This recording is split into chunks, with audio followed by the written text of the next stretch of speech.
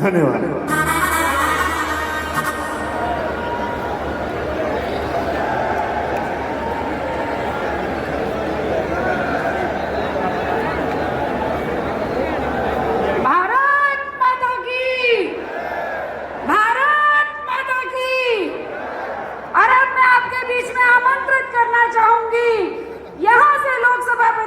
चौधरी धर्मवीर जी को, जो इस क्षेत्र की लड़ाई लड़ रहे हैं और बिल्कुल शांतिप्रिय ढंग से ऐसे काम कर जाते हैं कि पता ही नहीं चलता, मैं उनको आमंत्रित करूंगी कि यहाँ पर आएं और अपनी बात रखें।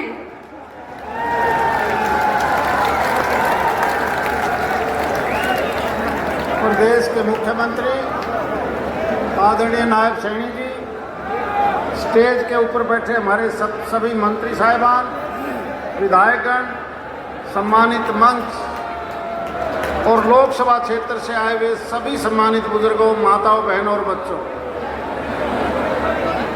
आज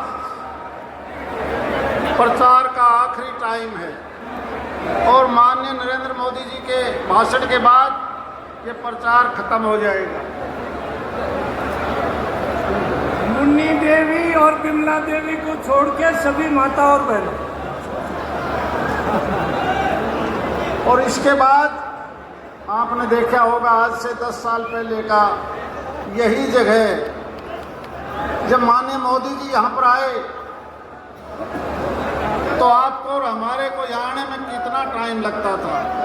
ना अंदर की सड़कें थी, ना बाहर की सड़कें थी।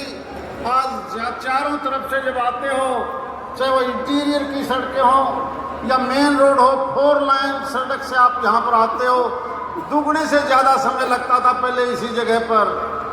आज का ये हरियाणा जिस तेज़ी से आगे बढ़ा है और इससे पहले 10 साल पहले ऐसी सड़कें केवल और केवल एक रोहतक जिले में तो दिखाई देती थी, बाकी हरियाणा में दिखाई नहीं देती थी। ऐसी सरकार आपने पहले भी थी देखी।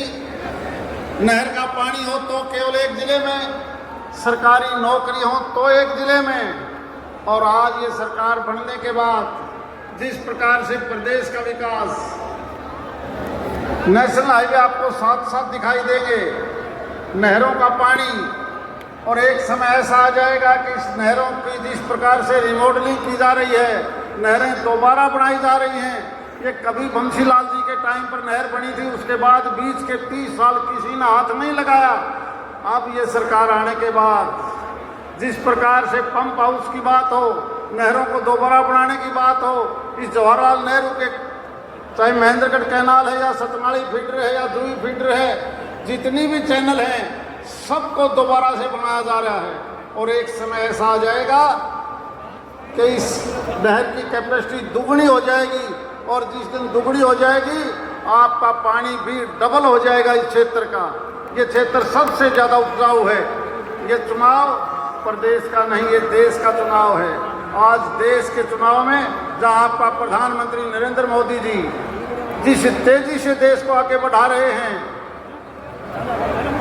एक तरफ आपका अपना कैंडिडेट है माननीय नरेंद्र मोदी जी, और दूसरी तरफ सभी पार्टियों से पूछ के देखना, खुद राहुल गांधी से पूछ के देख लेना कि भले आदमियों अपने प्रधानमंत्री का नाम तो बता दो कौन बनेगा।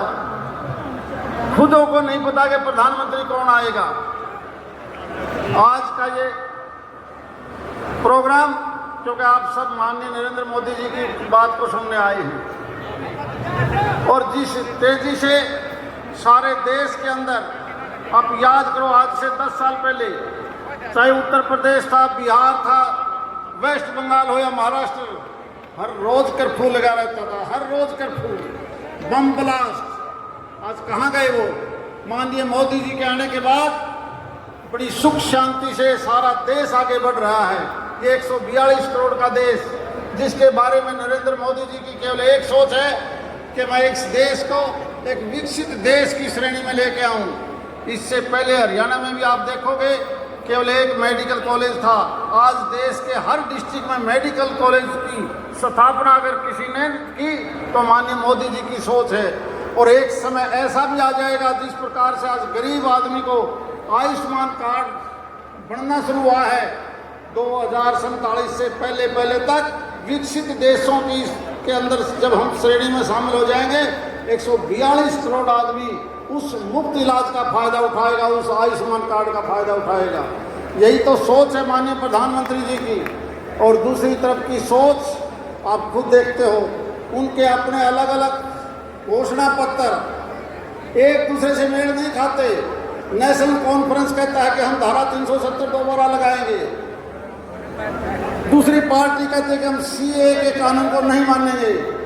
केवल प्रधानमंत्री जी ने जो संकल्प लिया है कि हम सारी बाधाओं को दूर हटाकर एक ऐसी व्यवस्था देना चाहते हैं देश में, इसलिए हमने सबने ये प्रण लेना चाहिए कि देश को जो आगे बढ़ा रहे हैं उस आगे की रफ्तार कम ना हो।